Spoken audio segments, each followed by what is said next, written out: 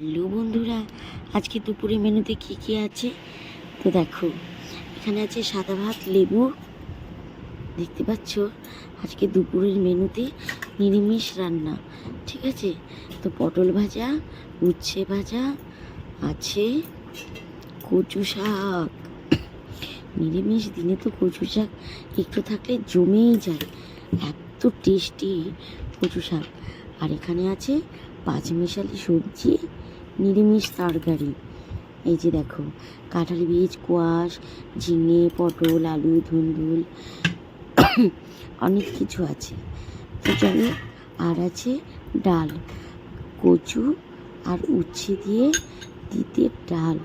যে হারে গরম পড়েছে, এই গরমে একটু উচ্ছের ডাল হলে ভালোই হয়।